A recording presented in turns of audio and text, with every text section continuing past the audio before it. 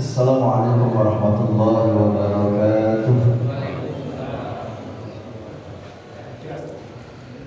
Alhamdulillahilladzi faddala bani Adam bil 'ilmi wal 'amal 'ala jami'il 'alam. Wassalatu wassalamu 'ala Muhammadin sayyidil 'arabi wal 'ajam wa 'ala alihi wa sahbihi ya nabiyil 'ulumi wal hikam amma ba'd. Bapak Ibu yang masih dirahmati Allah, alhamdulillah. Tidak bosan-bosannya kita senantiasa memanjatkan rasa syukur kita kepada Allah Subhanahu wa Ta'ala atas segala limpahan nikmat dan karunia kepada kita semua, sehingga malam hari ini kita bisa kembali hadir di majlis yang mulia dan penuh barokah ini dalam rangka insyaallah mempererat ikatan silaturahim di antara kita, dan tentu kita niatkan pula untuk thalabul ilmi. Mudah-mudahan langkah kaki kita ke majelis ini akan tercatat sebagai amal soleh yang dapat meringankan beban kita di hari kiamat nanti. Amin ya rabbal alamin. Selanjutnya salawat serta salam tidak akan pernah lupa kita sanjungkan kepada uswah dan qudwah kita, panutan dan anutan kita, baginda Rasul Muhammad sallallahu alaihi wasallam serta keluarganya, para sahabatnya, para penerus dakwahnya, dan kita semua sebagai umatnya. Mudah-mudahan kita semua termasuk umat beliau yang biidznillah akan mendapatkan syafaat dari beliau di yaumil kiamat nanti. Amin ya rabbal alamin. Bapak Ibu yang saya rahmati Allah, kita akan melanjutkan kajian tafsir Ibnu Katsir, dan kita masih membahas ayat-ayat pertama dari surah Al-Baqarah. Pada pertemuan yang lalu kita sudah membahas 5 ayat, ayat pertama sampai ayat kelima, yang berisi tentang golongan orang beriman dengan ciri-ciri yang sudah disebutkan. Di antara golongan yang beriman itu cirinya adalah alladzina yu'minuna bil ghaib, yang percaya kepada hal-hal ghaib. Kemudian setelah beriman kepada yang gaib, ciri berikutnya adalah wa yuqimunas shalah, mereka mendirikan salat. Yang ketiga, wa mimma razaqnahum yunfiqun, mereka suka berinfak dari rezeki yang sudah Allah berikan kepada mereka. Yang keempat, walladzina yu'minuna bima unzila ilaika wa ma unzila min qablik, beriman kepada semua kitab suci yang Allah turunkan, mengimani semuanya tapi mengamalkan salah satunya, yaitu Al-Quran. Yang kelima, wa bil akhirati hum yuqinun, ciri orang beriman berikutnya dalam Al-Baqarah ayat pertama ini, ayat-ayat awal ini, mereka meyakini adanya hari akhirat. Nah, orang-orang yang memiliki ciri-ciri tadi, kata Allah, ulaika ala hudan mir rabbihim, mereka itulah orang-orang yang mendapatkan petunjuk dari Tuhan mereka. Kemudian kata Allah, wa ulaika humul muflihun, mereka itulah orang-orang yang beruntung. Selesai itu tentang ciri orang yang beriman. Nah, ayat selanjutnya yang sekarang kita bahas, ayat nomor 6 dan ayat nomor 7, ini membahas tentang orang kafir. Kebalikan dari golongan pertama. Orang beriman adalah orang yang benar dalam imannya. Orang kafir kebalikannya, tidak ada iman kepada Allah Subhanahu wa Ta'ala. Apa yang Allah ceritakan dalam ayat ini? Kata Allah, innal ladzina kafaru, sesungguhnya orang-orang kafir itu sawa'un alaihim, sama saja bagi mereka, a'andzartahum, apakah kamu berikan peringatan kepada mereka, am lam tunzirhum, atau kamu tidak beri peringatan kepada mereka. Sama saja, la yu'minuna, mereka tidak akan beriman. Jadi orang yang sudah ditakdirkan dicap sebagai orang kafir oleh Allah Subhanahu wa taala, maka mereka tidak ada pengaruhnya. Diingatkan ataupun tidak, tetap mereka tidak akan beriman. Bahkan di dalam ayat yang lain disebutkan dalam surah Yunus 96-97, kata Allah, innal ladzina haqqat 'alaihim kalimatu rabbika la yu'minun walau ja'atuhum kullu ayatin hatta yarawul 'adzabal alim. Jadi kata Allah, sesungguhnya orang-orang yang telah pasti terhadap mereka kalimat Rabb-Mu tidaklah akan beriman meskipun datang kepada mereka segala macam keterangan hingga mereka menyaksikan azab yang pedih. Seperti Fir'aun itu. Fir'aun didakwai, diingatkan, tidak beriman, dan baru menyatakan beriman tapi sudah telat ketika sudah menyaksikan azab Allah. Yaitu pada saat Fir'aun mau tenggelam itu, kan disebutkan dalam ayat itu, hatta idza adrakahul gharaqu, ketika Fir'aun sebentar lagi tenggelam, qala, Fir'aun berkata, amantu, aku beriman, annahu la ilaha illalladzi amanat bihi banu Israil wa ana minal muslimin, bahwasanya tidak ada Tuhan yang wajib disembah kecuali Tuhan yang diimani oleh Bani Israil. Ini Bani Israil di zaman Nabi Musa yang beriman kepada Allah, bukan Israel yang sekarang. Tidak ada Tuhan yang wajib disembah kecuali Tuhan yang diimani oleh Bani Israil. Wa ana minal muslimin, dan aku termasuk orang-orang yang berserah diri. Jadi Fir'aun didakwai oleh Nabi Musa tidak beriman, tapi ketika dia mau mati, mau tenggelam, gitu, baru menyatakan amantu, aku beriman. Tetapi imannya itu ditolak oleh Allah Subhanahu wa taala. Pernyataan imannya tidak diterima oleh Allah Subhanahu wa taala. Jadi pada saat orang sudah menyaksikan ada azab, gitu ya, di hadapannya baru menyatakan beriman.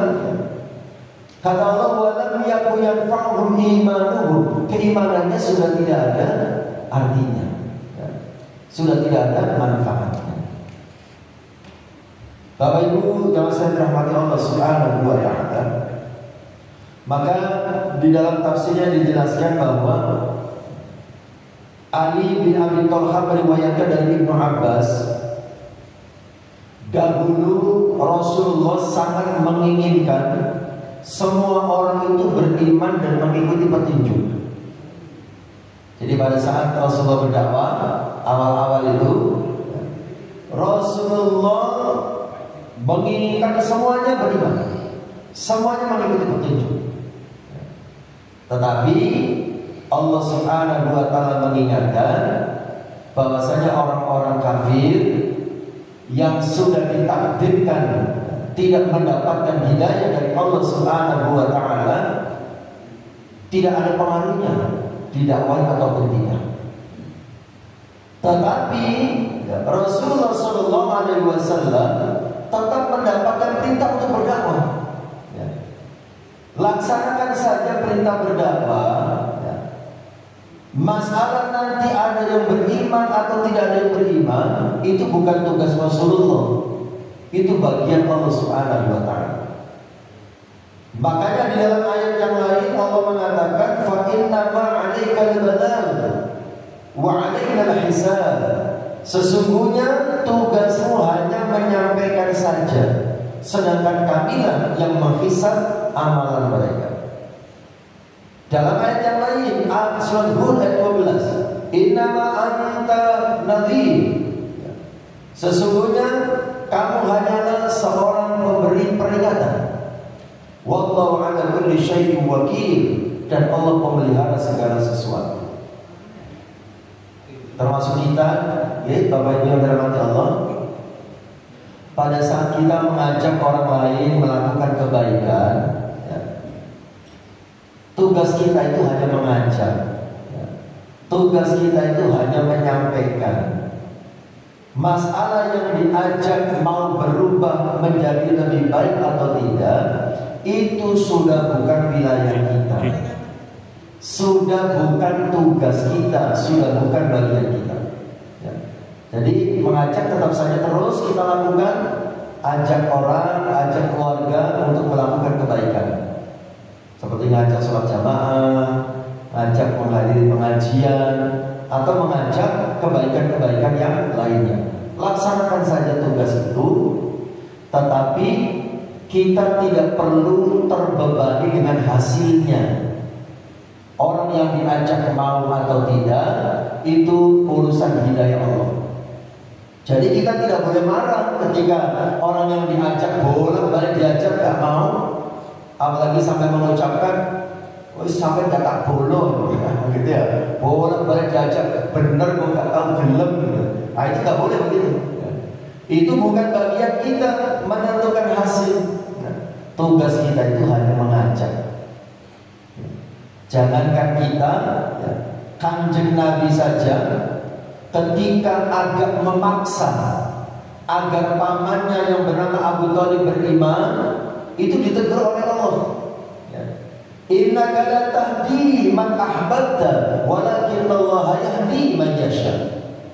Sesungguhnya kamu tidak bisa memberi hidayah kepada orang yang kamu cintai, tetapi Allah lah yang memberikan hidayah kepada siapa yang Dia kehendaki. Ya. Jadi dalam menjalankan aktivitas dakwah, mengajak orang pada kebaikan dan seterusnya, tugas kita hanya menyampaikan, tugas kita hanya mengingatkan, tugas kita hanya mengajak. Mau atau tidak mau, berubah atau tidak berubah, itu bagian Allah Subhanahu wa ta'ala. Kenapa kita harus memahami hal itu, bahwa orang yang sudah ditakdirkan sesat maka selamanya akan sesat, dan orang yang ditakdirkan mendapatkan hidayah maka dia bisa berubah dan mendapatkan hidayah. Kata Allah dalam ayat selanjutnya, khatamallahu ala qulubihim wa ala sam'ihim. Karena Allah telah mengunci mati hati dan pendengaran mereka. Jadi orang-orang yang kalau dari awal memang sudah ingkar, ya, sudah tidak mengakui kebenaran, ya, maka akan sulit bagi kita untuk merubahnya kecuali atas takdir Allah Subhanahu wa ta'ala. Karena kata Allah, khatamallahu ala qulubihim wa ala sam'ihim. Allah telah mengunci mati hati dan pendengaran mereka. Ya. Orang kalau hatinya sudah mati, dinasehati seperti apapun tidak akan bisa menerima nasihat itu. Kemudian dikunci juga pendengarannya. Artinya sebanyak apapun nasihat yang disampaikan kepadanya, ya seperti orang tidak dengar, gitu ya. Tetap saja dia tidak akan berubah. Kemudian wa'ala absarihim ghishawah, dan pada penglihatan mereka seperti ada tutup, sehingga tidak bisa melihat kebenaran. Dan orang yang sudah ditakdirkan seperti ini, kata Allah, walahum adzabun adzim, dan mereka akan mendapatkan siksa yang amat berat. Bapak Ibu yang dirahmati Allah, di dalam tafsirnya ini dijelaskan, yang menyebabkan Allah mengunci mati hati dan pendengarannya itu sebetulnya adalah karena dosa-dosa yang orang itu lakukan. Karena hati itu, Bapak Ibu yang dirahmati Allah, sebagaimana dijelaskan oleh Rasulullah SAW, disebutkan di sini, sesungguhnya apabila seorang mukmin berbuat satu dosa, maka pasti ada titik hitam dalam hatinya.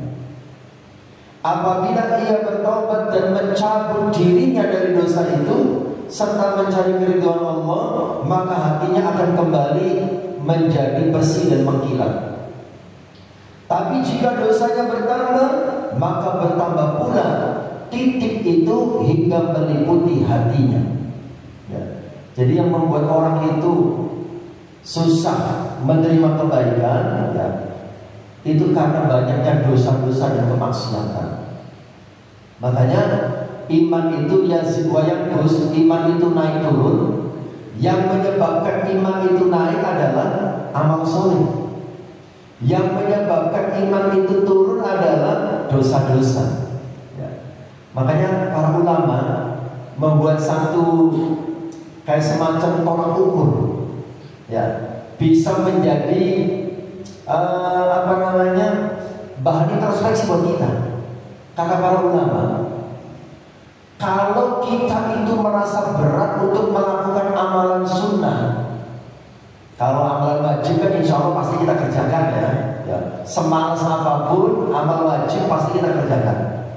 Tapi kalau kita sudah mulai malas dengan amalan sunnah, malas qobliyah ba'diyah, malas sholat duha, malas sholat tahajud, malas baca Al-Quran, malas berzikir, kata para ulama, hati-hati. Itu berarti kita itu sedang banyak melakukan dosa-dosa kecil. Ya. Jadi dengan sebab melakukan dosa-dosa kecil, ya, itu akan membuat kita malas dalam melakukan ibadah-ibadah sunnah. Ya. Jadi perbuatan dosa itulah yang membuat iman kita turun, sehingga kita malas dalam melakukan amal soleh. Makanya Rasulullah memberikan contoh kepada kita, ya, karena dosa-dosa itu tidak terasa kalau kita kerjakan. Rasul memberikan contoh kepada kita setiap hari beliau beristighfar dan bertobat lebih dari 70 kali.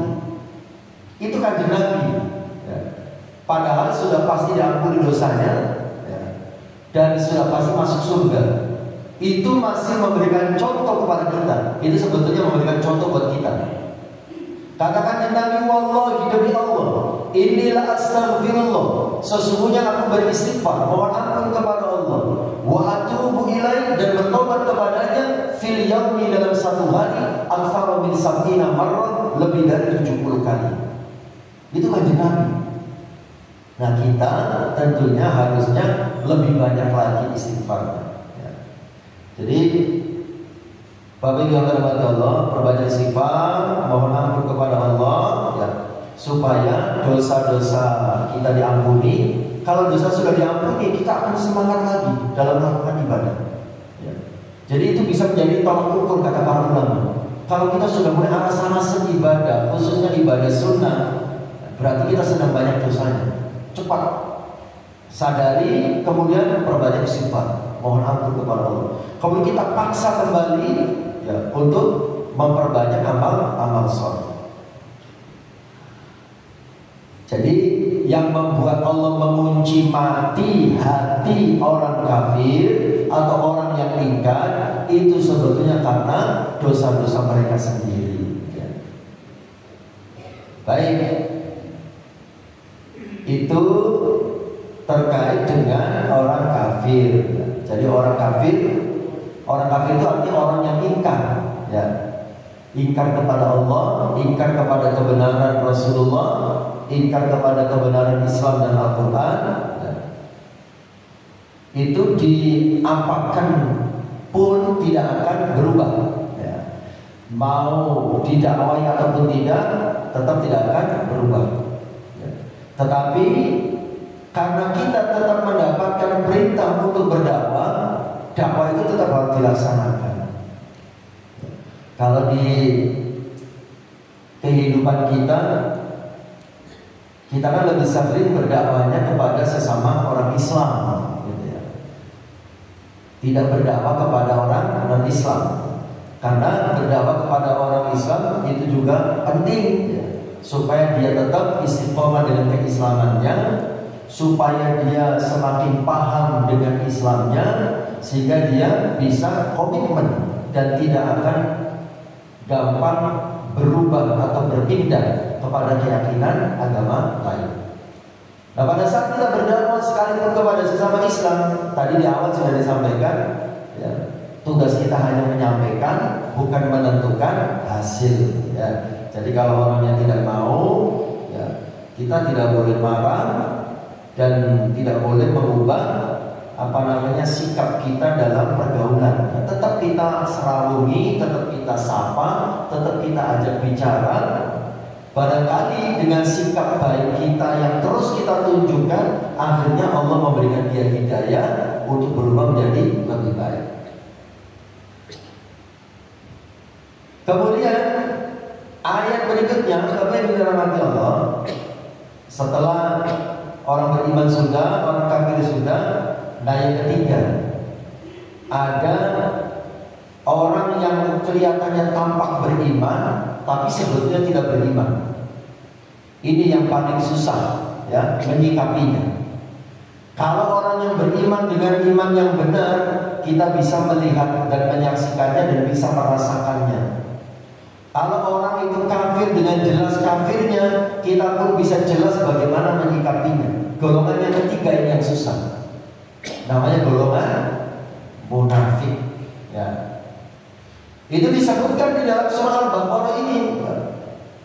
Bahkan terkait dengan orang munafik ini di banyak surat itu Allah menjelaskan. Di dalam surah Barokah atau surah Taubah, kemudian ada surat khusus juga Al-Munafikun, dalam surah An-Nur, dan juga dalam surat-surat yang lain. Ini banyak sekali yang berisi tentang ciri-ciri dan perintah dari Allah agar kita hati-hati dengan mereka. Nah, di dalam surah Al-Baqarah ayat 8, 9 dan ayat-ayat berikutnya itu dijelaskan tentang golongan munafik. Kata Allah, wa minan nasi man yaqulu amanna billahi wa bil yaumil akhir wa ma hum bimu'minin. Wa minan nas, dan di antara manusia, man, ada orang yang berkata, amanna billahi wa bil yaumil akhir, kami beriman kepada Allah dan juga beriman kepada hari akhir. Tetapi kata Allah, wa ma hum bimu'minin, sebenarnya mereka bukanlah orang beriman. Yukhadi'una Allah walladzina amanu, mereka hendak menipu Allah dan menipu orang-orang yang beriman. Tetapi kata Allah, wa ma yakhda'una illa anfusahum, mereka tidak menipu kecuali menipu diri mereka sendiri. Wa ma yash'urun, tapi mereka tidak menyadarinya. Bapak Ibu yang dirahmati Allah, munafik itu orangnya, ya, sebutan untuk orangnya. Kalau sifatnya namanya nifak. Nifak itu perbuatannya, munafik itu adalah orangnya. Nifak artinya kemunafikan. Kemunafikan itu artinya apa? Nifak itu apa? Nifak itu adalah menampakkan kebaikan dan menyembunyikan keburukan. Orang munafik adalah orang yang menampakkan kebaikan, menyembunyikan keburukan, menampakkan iman, menyembunyikan kekafiran. Ya, itu namanya munafik. Jadi orang munafik itu orang yang apa yang dia tampakkan dengan apa yang ada dalam hati tidak sama. Itu namanya munafik. Ya.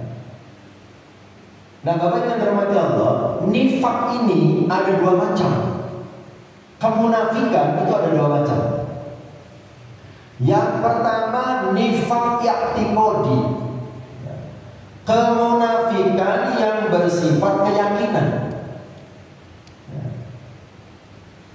Yang kedua nifak amali, kemunafikan yang berupa perbuatan.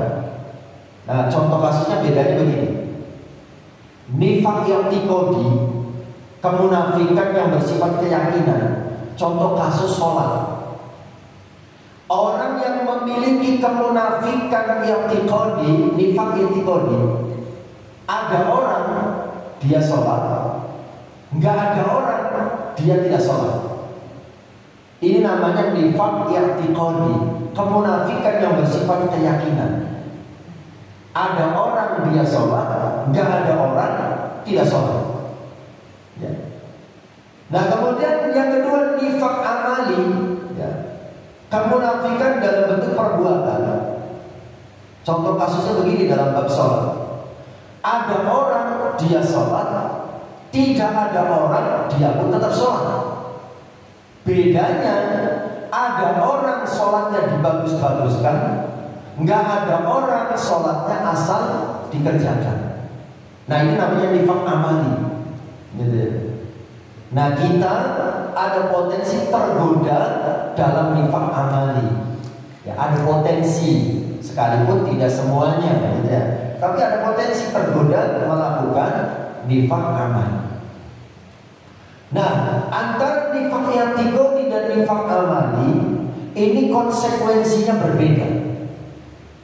Kalau nifaq i'tiqadi, kemunafikan yang bersifat keyakinan, itu sudah dihukumi kafir dan di neraka selamanya. Karena dia pura-pura dengan keislamannya. Ya. Kalau nifaq amali, ya, dia tidak dihukumi kafir, hanya fasik. Fasik itu artinya berdosa. Dia masuk neraka tapi tidak selamanya. Masuk neraka hanya untuk membersihkan dosanya, tapi kemudian tetap diangkat masuk surga karena masih ada la ilaha illallah di dalam hatinya. Yaitu bedanya ya, nifaq i'tiqadi dan nifaq amali. Nah, Bapak yang dirahmati Allah, awal mula kemunafikan, nah ini perlu kita ketahui.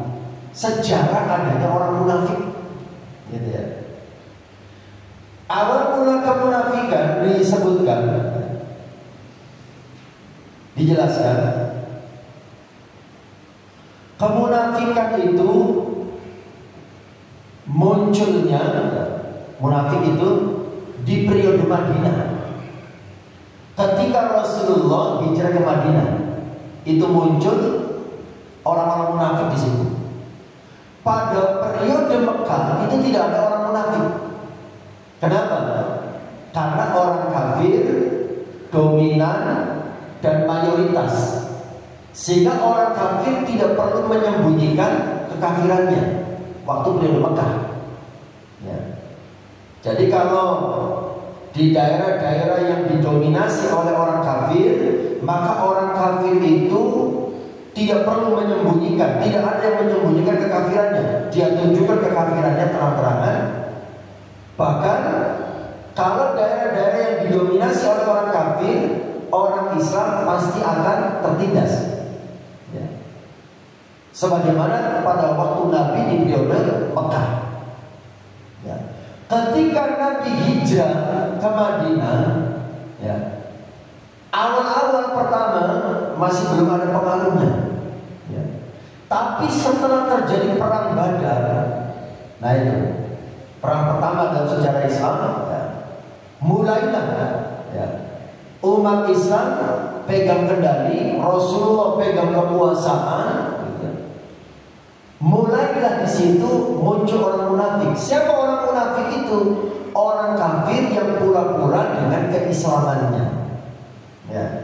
Karena negeri itu dikuasai oleh orang Islam. Ya. Jadi ketika sebuah negeri dikuasai oleh orang Islam, Islam berkuasa, nah itu biasanya akan muncul orang-orang munafik. Nah orang munafik itu ya, orang yang menyembunyikan kekafirannya. Sebetulnya dia tidak beriman, tapi pura-pura beriman. Nah dalam sejarah disebutkan tokoh munafik. Siapa Pak tokoh munafik? Abdullah bin Ubay bin Salul. Ya, ini tokoh munafik di Madinah. Ya. Abdullah bin Ubay bin Salul, ya, ini orang kafir. Jadi dulu ketika Nabi datang ke Madinah, di situ yang dihadapi oleh Nabi adalah dua kelompok besar. Ada yang namanya Ahlul Kitab dan ada yang namanya kaum musyrikin. Ahlul kitab itu orang Madinah yang sudah menganut agama Samawi, sudah menganut agama Yahudi atau menganut agama Nasrani. Itu namanya ahlul kitab, ya, karena mereka mendapatkan kitab suci dari Allah, ya, Taurat dan Injil. Kemudian yang dihadapi yang kedua oleh Rasulullah adalah kaum musyrikin. Nah, kaum musyrikin ini orang Arab yang belum menganut agama Samawi, tidak beragama Yahudi, tidak beragama Nasrani, makanya dinamakan kaum musyrikin karena mereka menyembah berhala. Nah, pada waktu Nabi datang, gitu ya, orang-orang Yahudi ini mayoritas adalah orang yang sudah beragama Samawi.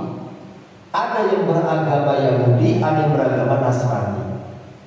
Sementara orang Arab yang ada di situ yang asli, ya, terdiri dari dua suku besar, suku Aus dan Khazraj. Nah, ini mereka agamanya adalah musyrikin, ya, masih menyembah berhala.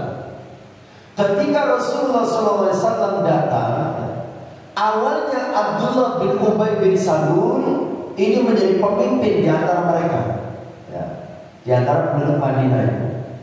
Nah, ketika Rasulullah datang, ya, pengaruhnya berubah, pengaruhnya berpindah, banyak yang masuk Islam, ya, akhirnya semuanya berbaiat kepada Rasulullah. Nah, karena dia sudah tersisi, Abdullah bin Ubay bin Salul ini kemudian dia pura-pura masuk Islam. Nah, itu awal mula kemunafikan, ya. Abdullah bin Ubay bin Salul itu karena dendam, ya, karena marah kepada Islam dan kepada Rasulullah, ya, akhirnya dia pura-pura masuk Islam untuk merusak Islam dari dalam. Ya, itu awal mula adanya kemunafikan. Jadi di periode Madinah, bukan di periode Mekah. Karena kalau di periode Mekah, orang kafir mendominasi sehingga dia tidak perlu menyembunyikan kekafirannya. Tapi ketika di periode Madinah, ya, umat Islam yang mendominasi sehingga orang kafir perlu berpura-pura masuk Islam. Supaya apa?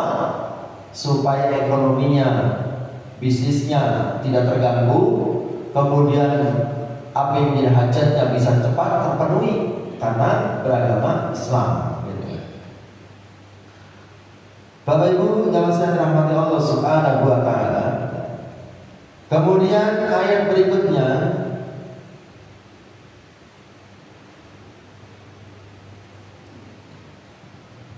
Allah Subhanahu wa taala menjelaskan orang-orang munafik itu mereka ingin menipu Allah dan orang beriman. Dengan keislamannya itu ingin menipu, ya, kan pura-pura, ya. Tetapi kata Allah, wa ma yaqdamuna illa anfusahum wa ma yashurun. Padahal sebetulnya, ya, mereka telah menipu diri mereka sendiri, tapi mereka tidak, ya, menyadari hal itu.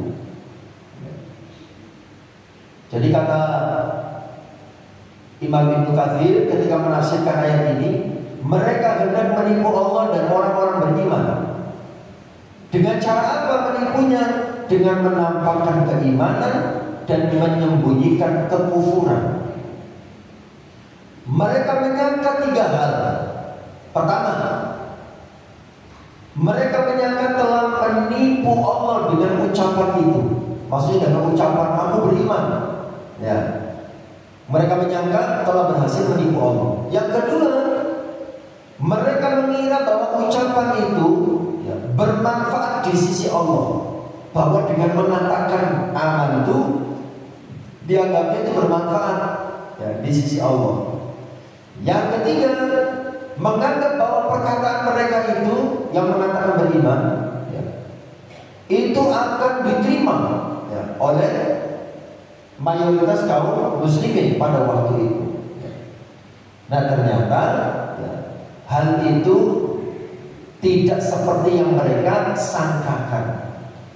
Ucapannya telah beriman dianggapnya membawa dampak positif, membawa manfaat, padahal tidak. Makanya kata Allah, ya, wa ma yakhda'una illa anfusahum.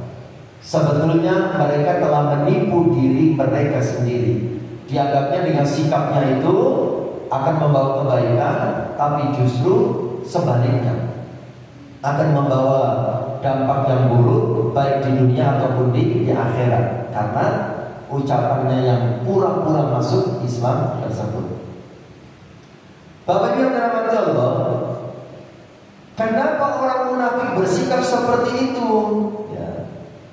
Dia pura-pura dengan keislamannya. Kata Allah dalam ayat selanjutnya, fi qulubihim maradun, karena di dalam hati mereka ada penyakit. Fazadahumullahu maradun, maka kemudian Allah tambahkan penyakitnya. Walahum adzabun alimun bima kanu yakdzibun, dan bagi mereka akan mendapatkan siksa yang amat pedih disebabkan kedustaan mereka. Apa yang dimaksud penyakit di dalam hati mereka? Ini bukan penyakit fisik, ya, tapi penyakit non fisik. Dalam tafsirnya itu disebutkan karena ada keraguan, ya. Jadi mereka masuk Islam itu tidak dengan keyakinan, tapi dengan keraguan-keraguan. Itu penyakit yang ada di dalam hati mereka. Nah, karena mereka ragu dengan keislamannya, justru ditambah oleh Allah keraguannya.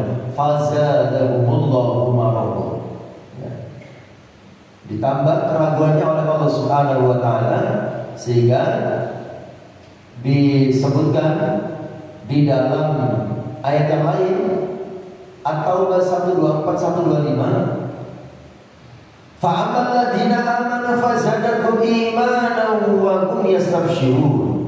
Adapun orang-orang yang beriman, maka Al-Quran ini menambah keimanannya dan mereka bergembira. Wa amal ladina fi qulubihim maradun fazadakum rijsan ila rijsihim. Adapun orang yang di dalam hati mereka ada penyakit, maka dengan Al-Quran itu bertambah kekafiran mereka di samping kekafiran yang sudah ada. Jadi Bapak Ibu yang dirahmati Allah, kalau hati kita itu kotor, gitu ya, ketika ada yang mengingatkan, dianggapnya menyerang, dianggapnya memusuhi. Orang kalau hatinya kotor, sebagaimana orang kafir itu, ya, dikasih tahu, dinasihati, ya, itu tidak ada manfaatnya nasihat itu, justru menambah kekafirannya, ya, karena hatinya kotor. Begitu pula halnya dalam kehidupan kita. Orang kalau hatinya kotor, ya, ketika diingatkan, dianggapnya menyerang, gitu ya. Ketika dikasih tahu kebenaran, bukannya sadar, tapi semakin menjadi-jadi dengan, ya, kejahatannya. Makanya kita perlu membersihkan hati kita, ya. Cara membersihkan hati sebagaimana nyanyian dalam puji-pujian, tombol hati ada berapa? 5. Ya. Pertama apa? Maca Al-Quran, angan-angan maknanya. Nah ini, saya ingin menyampaikan satu kabar gembira terkait maca Al-Quran, angan-angan maknanya. Sekarang itu ada, kalau dulu itu kan ada yang namanya odoj, one day one juz, kan begitu ya. Jadi bagaimana kita membuat grup agar bisa saling memotivasi supaya bisa baca Al-Quran satu hari 1 juz. Ada adminnya yang mengatur. Sekarang ada yang namanya awoj. Awoj itu one week one juz, 1 minggu 1 juz. Kenapa 1 minggu 1 juz? Karena Al-Quran yang dibaca tidak hanya Arabnya, tapi juga dengan terjemahnya. Itu juga nanti ada kelompoknya, ada grupnya, ada adminnya, ya. Di Kediri, campur kota dan kabupaten, yang ikut bergabung untuk ibu-ibu itu kurang lebih ada 500 orang pesertanya sudah. Yang bapak-bapak saya lupa berapa, kurang lebih 100-an ada. Kemudian di Jombang saya buka juga ada yang mendaftar sudah ada 114. Itu yang menggagas ada orang kaya di Surabaya, gitu ya, yang kerjaannya setiap hari infak dan sedekah, ya, punya semangat, punya keinginan agar umat Islam kembali mau membaca Al-Quran dan memahami isinya. Nah, dia membuat satu program namanya Awatch itu. Dan luar biasanya, dia memberi gratis Al-Qurannya, Al-Quran A4 gitu ya, sangat bagus, full color, ada terjemah kata perkataannya dan ada terjemah lengkapnya, ya. Kemudian dia membuat satu sistem, ya, ada sistemnya itu. Jadi nanti ada adminnya. Dalam satu hari ini ayat berapa yang akan kita baca. Jadi semua yang ikut membaca ayat yang sudah ditentukan. Kemudian laporan, alhamdulillah saya sudah selesai. Kemudian besoknya ayat berapa lagi yang harus dibaca. Kira-kira 1 minggu itu selesai 1 juz. Makanya one week one juz, dalam rangka untuk memahami isi kandungan Al-Quran. Nah, kemudian agar pemahamannya tidak salah, dibuatlah kelas tafsir. Soalnya kalau memahami sendiri langsung dari Al-Quran, takutnya salah kalau tidak ada ilmunya. Maka dibuka kelas tafsir. Di Kediri sudah jalan kelas tafsirnya di di Doko, ada majelis taklim di sana. Nah, kalau kita tafsirnya ini kan sudah jalan nih. Ini kan kelas tafsirnya. Tinggal kalau panjenengan mau, bisa dikoordinir mendaftar. Tidak ada pertemuan fisik, tidak ada kewajiban menghafal, tidak ada syarat harus lancar baca Al-Quran, tidak ada. Ya, yang penting mau membaca plus dengan terjemahnya, gitu. Ya, kemudian dilaporkan setiap hari sudah membaca. Tidak ada kewajiban apa-apa, tidak ada biaya untuk administrasi, tidak ada syarat harus hafal, tidak ada syarat harus lancar baca Al-Quran. Ya. Tujuannya agar kita mau saling memotivasi untuk memahami Al-Quran. Ya, jadi nanti kalau ada yang berminat, silakan dikoordinir ya sama takmir. Nanti Al-Qurannya saya datangkan ke sini. Ya, 1 orang dapat 1 Al-Quran yang sangat bagus, ya, full color, tulisannya besar-besar, cocok untuk kita yang sudah sepuh. Begitu ya. Tadi pagi Jombang sudah melaporkan Al-Qurannya sudah datang 120 Al-Quran. Karena yang daftar ada 114, dilebihkan, dikirim 120 dari Surabaya. Ya, gratis. Baik, Bapak dan Allah, jadi ya, yang membuat hati kita itu susah mendapatkan nasihat karena hatinya mati. Ada penyakit dalam hatinya. Maka hati harus kita obati, harus kita bersihkan.